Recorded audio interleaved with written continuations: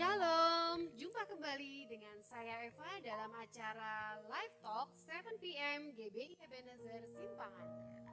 Apa kabar saudaraku sekalian? Saya sungguh berharap dan berdoa semoga kita semua selalu berada dalam perlindungan tangan Tuhan yang kuat dan kasih-Nya yang sempurna.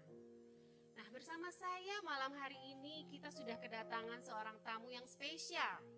Kenapa saya sebut spesial? Karena beliau sudah melalui saat-saat yang spesial bersama Tuhan. Tidak sabar kita dengar ceritanya. Yuk kita langsung kenalan.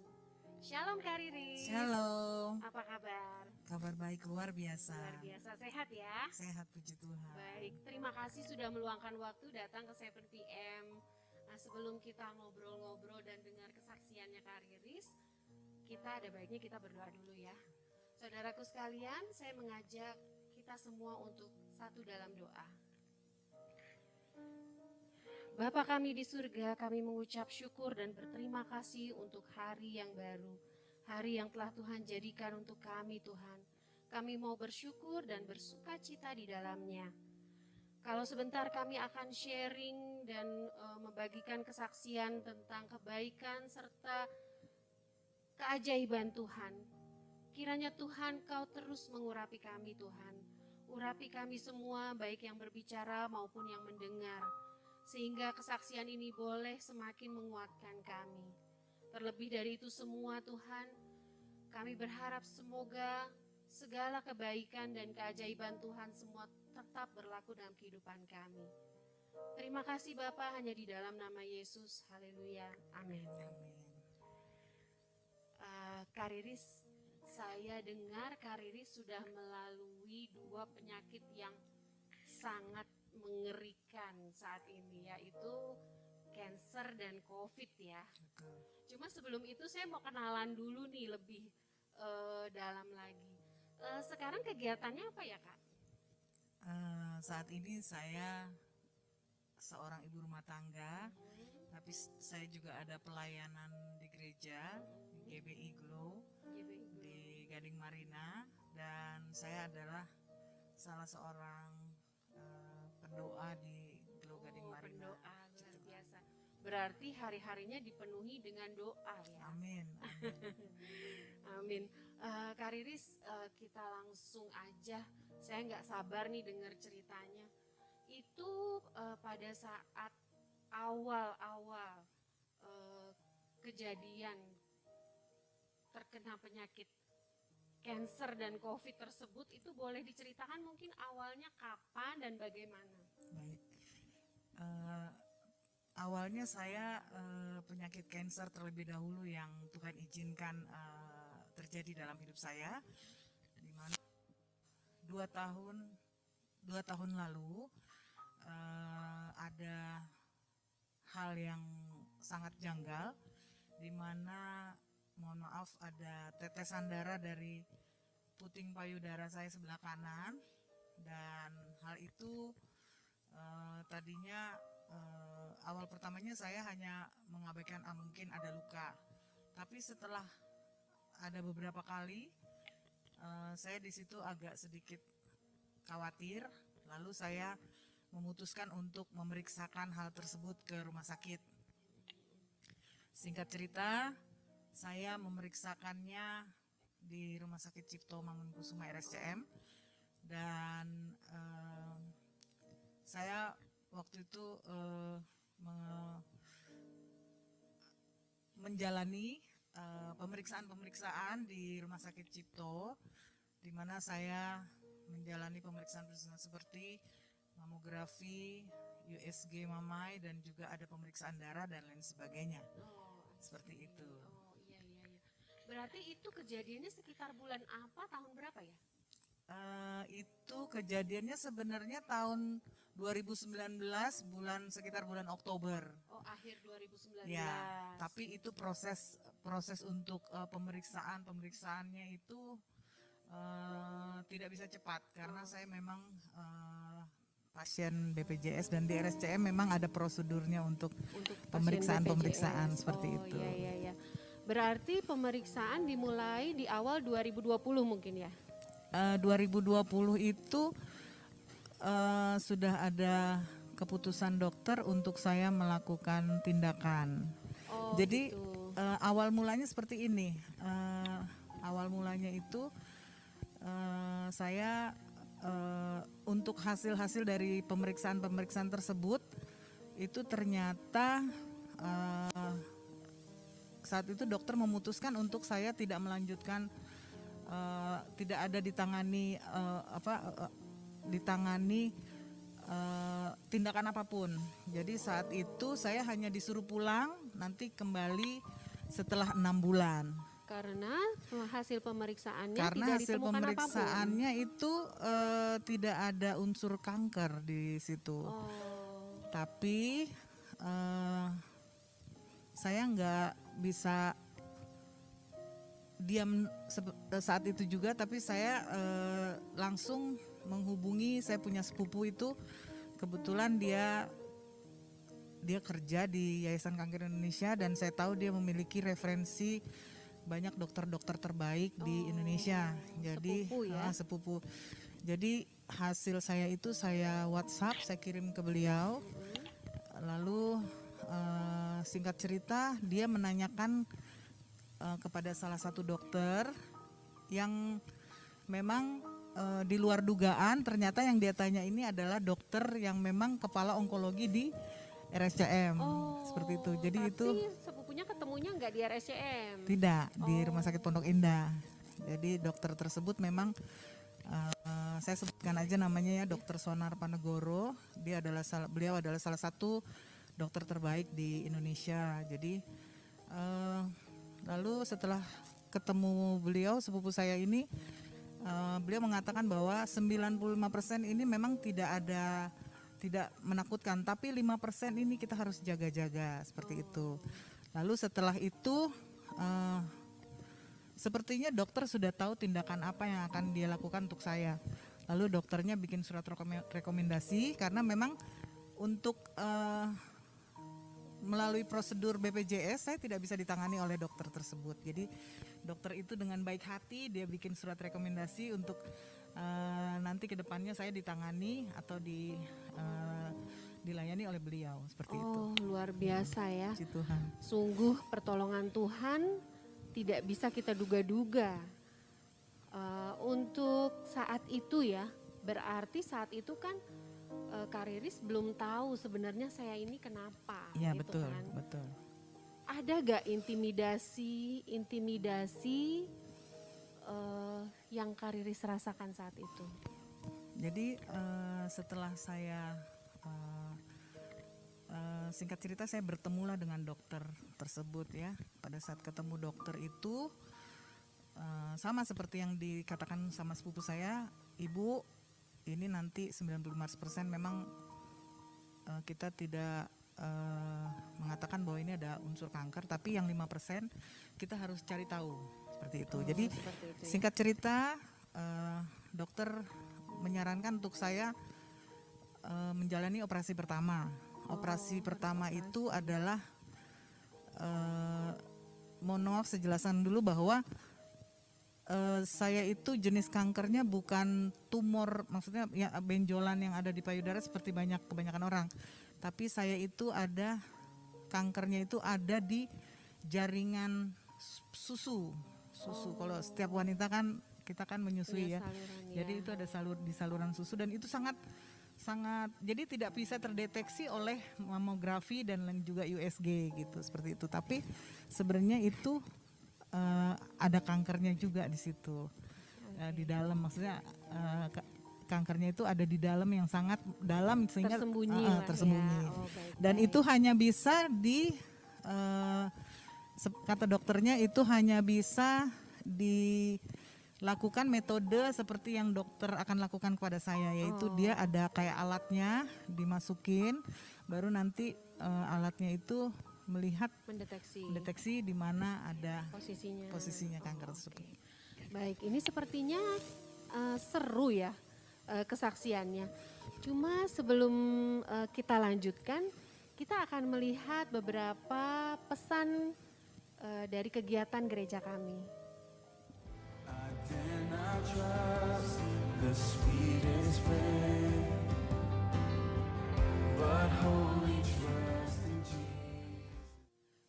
lanjutkan kembali. Kak Riris, berarti saat yang tadi itu mau dilakukan tindakan operasi yang pertama, itu Kak Riris belum tahu bahwa sebenarnya Kak Riris itu cancer. Dokter belum mengatakan berani mengatakan apa-apa sebelum melihat hasil dari operasi nanti seperti itu. Jadi setelah saya operasi 2 minggu kemudian itu saya ambil hasil operasinya dan di situ dokter Poli yang membacakannya dan dokter Poli mengatakan bahwa saya jenis yang diangkat kemarin, yang diambil itu dari jaringan susu itu adalah kanker ganas dan jadi nanti tindakan selanjutnya kita tunggu dokter sonar gitu. Dokter sonar. Berarti di operasi pertama itu yang dioperasi adalah salurannya. Iya. Dicari tahu di mana sumbernya dan diangkat seperti itu. Oh, oke.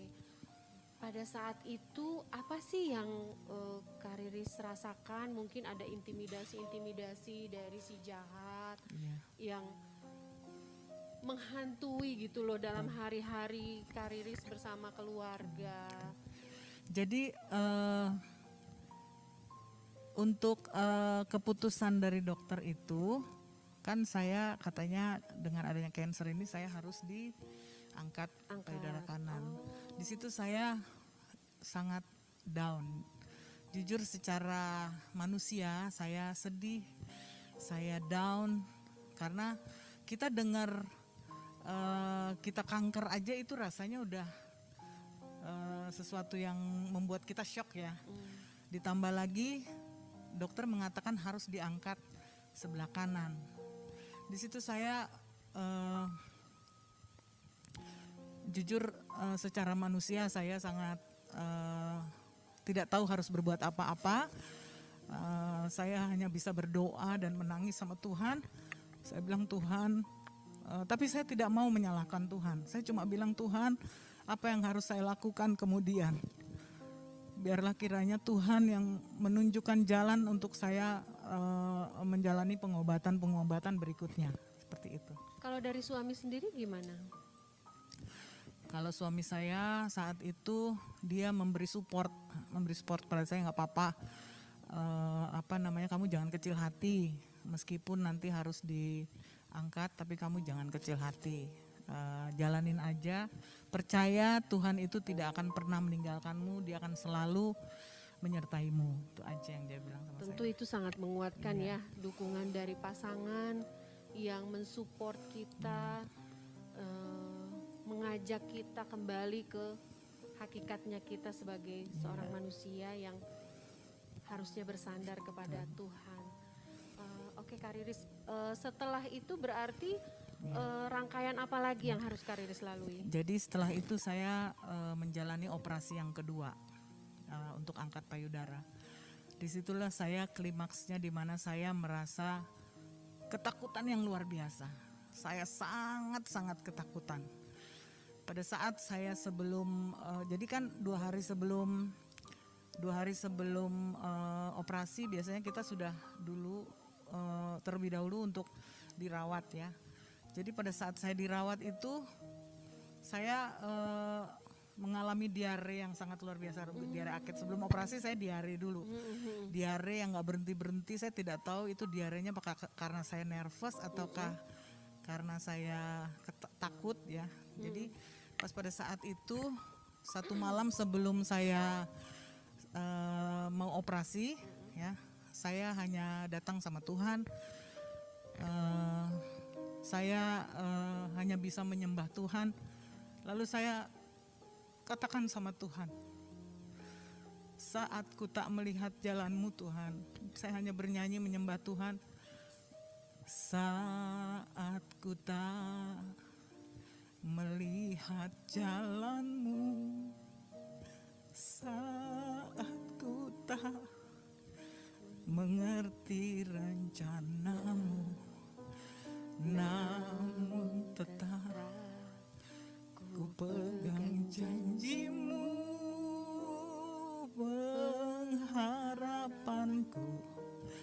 hanya padamu. Jadi ada juga ayat yang menguatkan saya saat itu, pada saat saya menyembah Tuhan ya. Itu dari Yesaya 41 ayat 10. Kalau boleh saya bacakan di sini. Boleh silakan.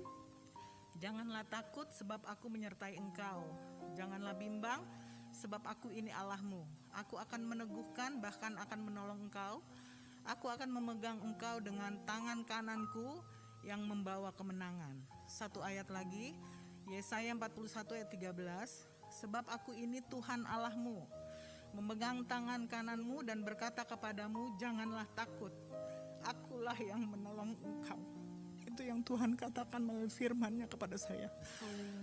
Saya saat itu saya bilang sama Tuhan, Tuhan saya percaya Tuhan Engkau adalah Tuhan yang bertanggung jawab atas hidupku. Sesungguhnya aku saat ini memang merasa ketakutan Tuhan. Besok aku harus menjalani operasi. Tapi aku percaya Tuhan, tangan kananmu memegang tanganku. Dan aku percaya Engkau tidak akan pernah meninggalkanku barang sedetik pun.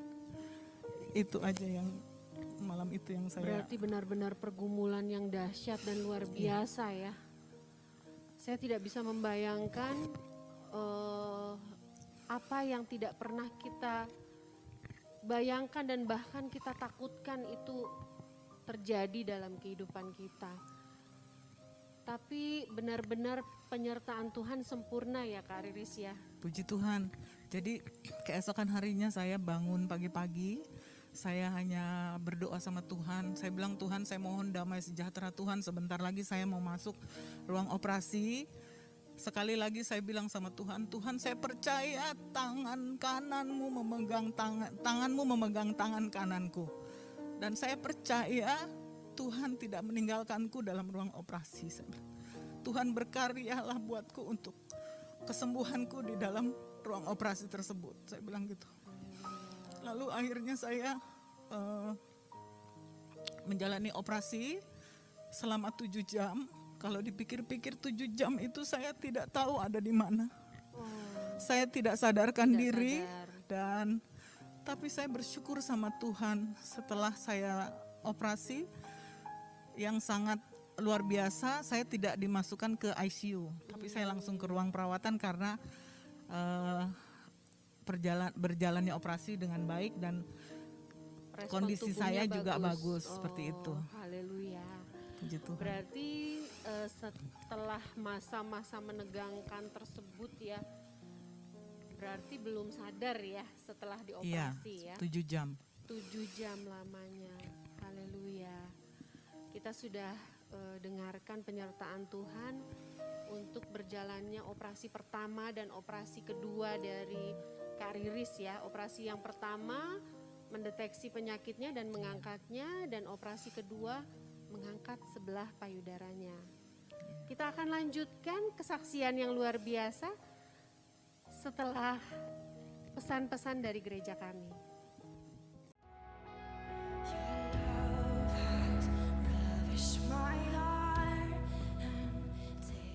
Kita lanjutkan Kak Riris, berarti tadi setelah sadar di operasi kedua, apa yang Kak Riris rasakan? Setelah saya sadar, saya merasakan sakit luar biasa pasca operasi ya. Tapi memang saat itu karena awal mulanya pandemi, jadi saya tidak boleh lama-lama di rumah sakit. Jadi setelah saya operasi 1 hari 2 hari saya di rumah sakit, lalu saya kembali ke rumah. Dan setelah itu 2 minggu kemudian saya pergi ke RSCM untuk Check up. Bukan, hasil daripada operasi saya ini. Itu hasilnya seperti apa, itulah yang menentukan apakah nanti kita di kemoterapi atau tidak. Tapi sekali lagi luar biasa Tuhan Yesus saya menolong saya. Tuhan Yesus yang sangat baik. Dia mendengar doa saya pada saat saya di meja operasi. Dan puji Tuhan luar biasa, dokter mengatakan bahwa saya tidak perlu di kemoterapi. Tapi dokter menganjurkan untuk saya ada minum obat rutin selama 5 tahun, hanya itu. Saat itu saya sangat bersujud syukur sama Tuhan, saya sampai benar-benar nggak tahu harus ngomong apa ya. Syukur saya luar biasa kepada Tuhan karena untuk orang-orang yang mengalami seperti saya operasi itu biasanya hal yang sangat menakutkan setelah operasi adalah di kemoterapi. Efek dari kemoterapi itu kita akan botak, kita akan lemas, kita akan mual dan lain sebagainya. Tapi puji Tuhan saya tidak mengalami hal itu. Saya tahu itu bukan karena kekuatan saya, tapi itu karena Tuhan Yesus sangat baik kepada saya. Puji Tuhan. Haleluya. Luar biasa. Benar-benar keajaiban demi keajaiban Amin. terus menyertai Puji Tuhan. Kak Riris saat itu ya. Luar biasa penyertaan Tuhan. Untuk saat-saat itu tentunya sukacita ya. Setelah operasi berarti ada check up mungkin atau cerita Iya. selanjutnya? Jadi saya dinyatakan sudah, waktu itu saya stadiumnya hanya stadium 0, puji Tuhan. Dan tapi setiap bulan saya tetap check up ya. Dan puji Tuhan setelah 6 bulan berjalan, kan setiap 6 bulan biasanya harus dievaluasi. Puji Tuhan hasil evaluasi saya bagus dan tidak ada penyebaran untuk kankernya. Puji Tuhan, itu ajaib Tuhan Yesus, luar biasa. Tuhan yang menyembuhkan saya, Tuhan yang menolong saya dan selalu memelihara hidup saya. Puji Tuhan. Saya dengarnya sampai merinding ya Kak Riris. Saya nggak bisa ngebayangin di momen-momen seperti itu. Ternyata memang benar firman Tuhan katakan bahwa walaupun kita berada di lembah kekelaman, Amin. tapi Tuhan tetap menyertai kita. Setelah itu semuanya kondisinya lancar ya, baik. Ada Jadi cerita lagi? nggak sampai di situ saya diuji. Saya nggak bilang ini ujian datang dari Tuhan, tapi memang Tuhan izinkan semua terjadi dalam hidup saya. Saya mengalami sakit penyakit lagi. Saya kena COVID saat itu. Gejalanya adalah saya waktu itu batuk. Saya batuk, lalu saya demam tinggi. Lalu saya setelah 3 hari demam ya saya biasa periksa. Ya seperti biasa saya memang hanya ke puskesmas besar yang ada di Kayu Putih. Itu adalah di mana kami suka kalau berobat kecil ya di situ. Ya. Lalu saya ke sana dan ternyata saya periksa darah untuk DBD saya negatif. Besokannya saya diperiksa lagi untuk SARS. Kalau di puskesmas itu SARS-CoV. Itu saya negatif. Negatif. Oh. Tapi setelah itu saya dicek lagi untuk tipes pun negatif. Akhirnya saya disarankan keesokan harinya untuk di swab PCR. Dan ternyata swab PCR ini hasilnya lama, 5 hari. Lalu sementara kondisi saya tuh sudah panas yang luar biasa dan juga batuk gatal yang sangat luar biasa. Tapi meskipun seperti itu saya penciuman tidak kenapa-napa, tidak hilang. Lalu setelah itu tante saya bilang sama saya kebetulan punya tante itu kerja di Rumah Sakit Abdi Waluyo. Dia WhatsApp saya, dia bilang gimana hasil PCR kamu? Saya bilang 5 hari. Tapi saya nggak tahan, saya bilang gitu. Karena saya kondisinya ada gejala, batuk dan lain sebagainya. Lalu setelah itu tante saya suruh saya ke Abdi Waluyo untuk tes antigen. Singkat cerita, tes antigen saya ini negatif. Positif. Jadi saya memang positif untuk tes COVID. antigen. Lalu saya disuruh tante saya untuk kembali ke puskesmas tersebut untuk minta rujukan ke Wisma Atlet. Karena memang saya ada gejala. Gejala saya itu demam, demamnya lumayan ya, dan juga batuk-batuk. Jadi tante saya bilang kembali lagi ke puskesmas, kasih aja ini hasil antigen ini untuk bisa minta rujukan ke Wisma Atlet. Baik. Tapi ternyata puskesmas tidak mengizinkan saya untuk tetap saya harus tunggu PCR. Sedangkan tunggu PCR lama banget gitu, 5 hari. Sedangkan kondisi saya udah sangat sangat-sangat nggak tahan, saya udah lemas gitu kan, gitu. Lalu saya kembali ke rumah seperti itu. Dan Berarti saat itu belum dirawat ya? belum, tapi keesokan harinya tante saya menyarankan, coba kamu ke rumah sakit Persahabatan katanya, karena rumah sakit Persahabatan itu adalah ahli paru, kamu ke sana aja. Jujur saya waktu mau ke sana itu saya bingung, saya takutnya nggak diterima lagi nih, antigen saya tetap harus tunggu COVID gitu. Betul. Sedangkan kondisi saya sudah nggak enak gitu saya rasakan. Tapi puji Tuhan pada saat saya sampai di IGD, saya langsung diterima oleh perawat di sana dan saya langsung ditangani. Langsung seperti itu. ditangani. Jadi saya langsung ditangani seperti itu. Berarti mengalami juga ya COVID. Iya. Itu setelah operasi yang cancer tadi, Iya. itu ada berapa bulan kira-kira? Pas tahun kemudian. Setahun Setahun kemudian. pas tahun kemudian. Oh Seperti iya itu. iya ya, luar biasa. Pergumulan yang sungguh-sungguh luar biasa. Baik, Kak Riris, berarti di situ benar-benar pada saat COVID itu ya, akhirnya dirawat di Di Rumah Sakit Persahabatan Rawamangun. Persahabatan. Itu udah berapa lama di sana? Jadi 3 hari saya dirawat di namanya ruang isolasi. Itu dinginnya luar biasa ruangan itu. Dan kita hanya mendapat selimut tipis selama 3 hari. Saya kedinginan sampai-sampai saya tuh sampai minta dibelikan sarung tangan dan kaos kaki. Lalu 3 hari saya di ruang isolasi, lalu saya dipindahkan ke ruang kamar. Ruang perawatan.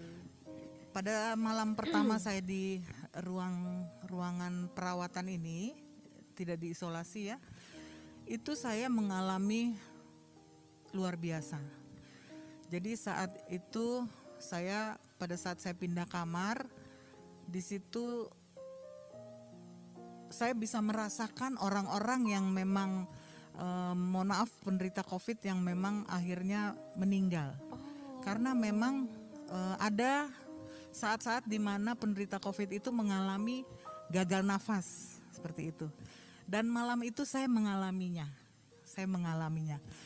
Lalu di situ saya merasa ketakutan gitu loh. Saya tarik napas sedikit itu nggak bisa. Nggak bisa. Gatal, batuk, saya demam. Saya kayaknya udah susah banget untuk nafas gitu kan. Nah, lalu setelah itu saat seperti itu kita udah nggak bisa berdoa. Saya udah ya dibilang takut secara manusia, saya takut. Tapi lagi-lagi saya hanya berserah kepada Tuhan. Pada saat saya merasakan tidak tahu lagi berbuat apa-apa, saya hampir gagal nafas, ada satu lagu yang menguatkan saya.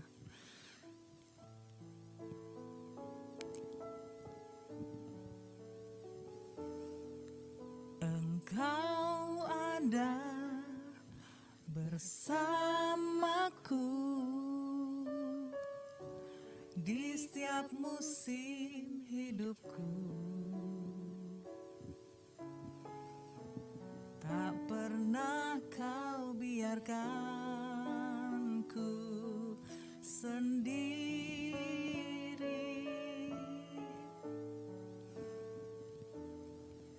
Kekuatan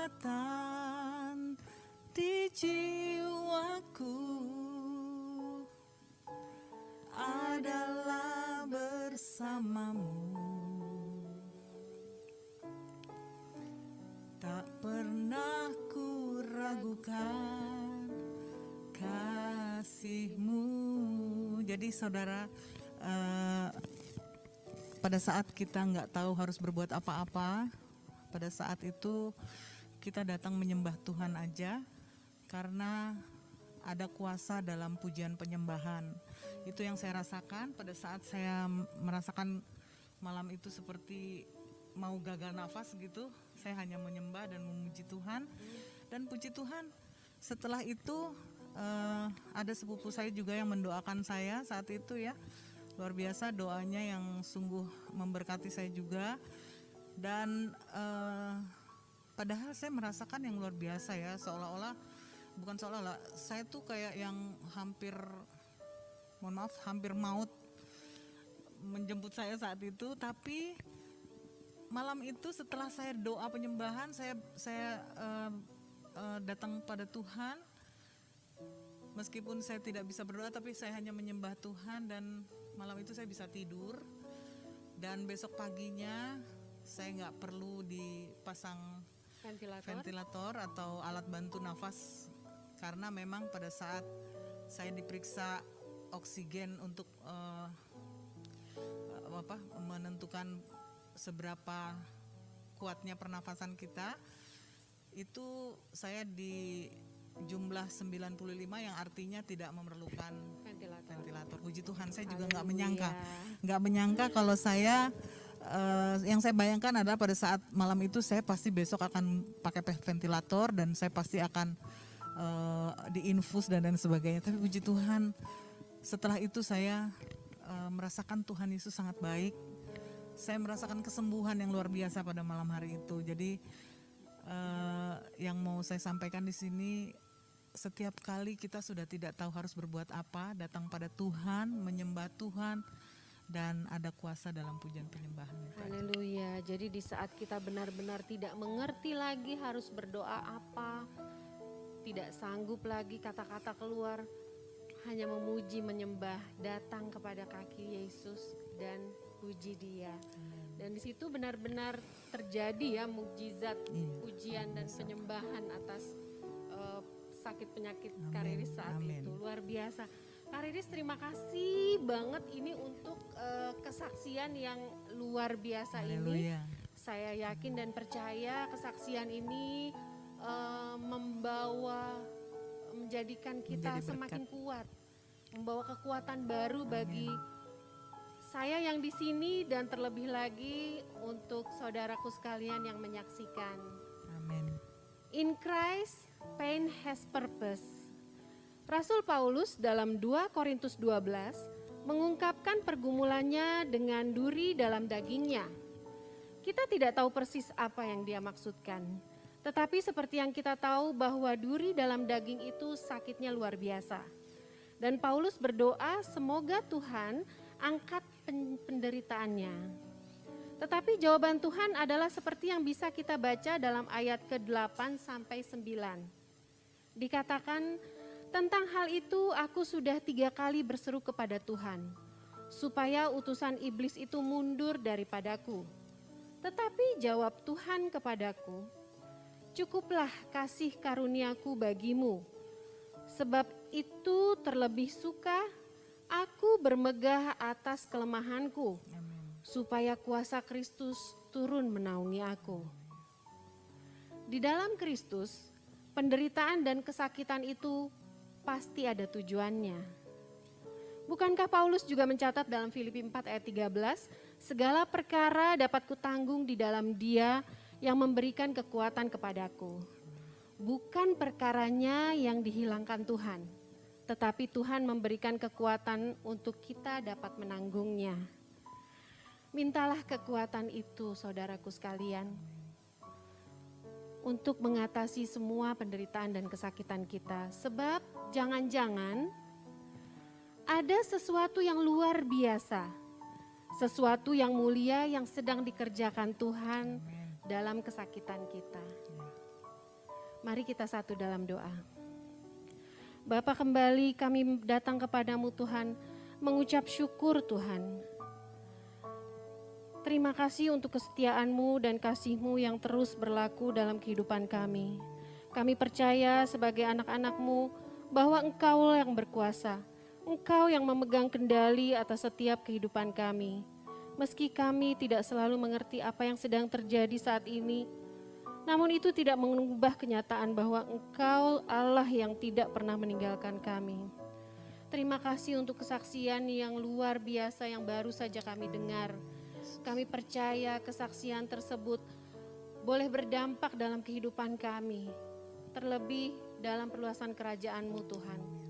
Terima kasih Tuhan, berkati saudara kami Kak Riris, lebih lagi Tuhan, pakai hidupnya secara luar biasa, sehingga melalui kehidupan dan kisah-kisah Kariris, nama-Mu dipermuliakan. Terima kasih Tuhan Yesus, terima kasih. Kami telah berdoa dan mengucap syukur. Haleluya, amin. Stay safe, stay healthy, Immanuel.